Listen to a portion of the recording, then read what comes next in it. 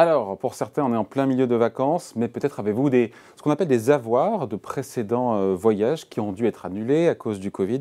Eh bien, à ce sujet, sachez que la législation a changé, elle évolue. L'ordonnance, rappelez-vous, qui permettait aux voyagistes de ne proposer que des avoirs, elle prend fin bientôt, fin septembre. Bonjour Émilie. Bonjour David. Alors, quelles sont les conséquences pour nous, pour le coup, consommateurs? Alors, on va d'abord Parce que ce n'est pas sans conséquences. Oui, effectivement. On va y revenir. On va rappeler que cette ordonnance, elle avait été prise en plein cœur du premier confinement en mars 2020. Elle permettait aux professionnels du secteur non pas de rembourser les voyages, mais de proposer des avoirs valables 18 mois. L'idée, bien sûr, pour les voyagistes, c'était de conserver leur trésorerie et d'éviter de tomber en faillite. Alors, si on fait les petits calculs, Émilie, donc mars, pour le coup, mars 2020, 18 mois plus tard, ça nous mène bien, pour le coup, en septembre. Donc, si j'ai besoin d'argent frais cet été pour payer mes vacances, c'est que j'ai envie de me faire rembourser mon avoir avant septembre, c'est possible? Alors, vous pouvez tout à fait demander solliciter une commission paritaire qui va être composée de professionnels et d'associations de consommateurs.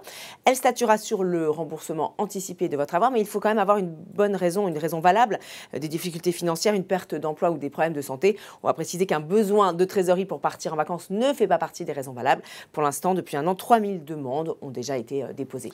Bon, et si je décide d'attendre bien sagement cette date, voilà, l'expiration de mon avoir, donc, si j'ai bien compris, en septembre, qu'est-ce qui va se passer? Je ne vais pas être le seul, tout le monde a se ruer là-dessus. Oui, on imagine déjà l'afflux de consommateurs qui vont tous vouloir se faire rembourser en même temps.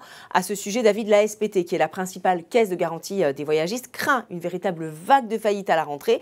Heureusement, certains experts restent quand même plus optimistes. Ils nous disent qu'un grand nombre d'avoirs devraient finalement être coulés tout au long de l'été au fil de l'eau, ce qui devrait rendre ce mur de remboursement un petit peu plus supportable, sans compter bien sûr sur le gouvernement qui pourrait venir à la rescousse de tous ces voyagistes à la rentrée. Et pour nous, là pour le coup, Émilie, pour nous consommateurs, il y a un risque qu'on ne récupère pas notre argent. Qu'est-ce qui se passe d'ailleurs? Je ne le souhaite pas, mais si mon voyagiste fait faillite? Alors normalement, on dispose d'une garantie prise en charge toujours par la SPT, l'Association professionnelle de solidarité du tourisme. Mais si elle aussi est touchée par un effet domino de vague de faillite, ça peut devenir très compliqué. Il va donc falloir être très réactif, car en cas de liquidation, vous avez 2 mois pour saisir le mandataire et demander votre remboursement. Mais même si vous êtes dans les temps, ça reste quand même assez aléatoire. Pourquoi? Parce que votre créance ne sera pas considérée comme prioritaire. Voilà. Bon, là on parle pour le coup, Émilie, des agences de voyage, des tours opérateurs. Qu'est-ce qui se passe pour les compagnies de transport, les compagnies aériennes par exemple? Est-ce qu'elles sont concernées ou pas par cette ordonnance? Alors 2020? Non, elles ne sont pas finalement concernées par cette ordonnance, les compagnies aériennes. Donc si un client leur demande un remboursement, eh bien elles ne peuvent pas lui refuser. Elles doivent d'ailleurs le faire dans un délai de 14 jours. Mais dans les faits, c'est un petit peu plus compliqué. Selon l'UFC Que Choisir, les compagnies aériennes n'ont pas joué. Dans 80% des cas, en fait, elles ont proposé des avoirs et non pas des remboursements. Je confirme. Bon, des avoirs qui ont souvent été majorés pour pas trop mécontenter les clients. Certains vols, par exemple, payés 200 € ont pu être revalorisés 250 voire même 300 € chez Air France. C'est ce qu'avait constaté le médiateur du tourisme il y a quelques temps. Alors pour l'instant, seuls British Airways et Ryanair ont été visés par des enquêtes pour non-remboursement des billets, mais d'autres devraient suivre sans doute un peu partout en Europe. Bon, là on parle pour le coup de l'avion, du transport aérien.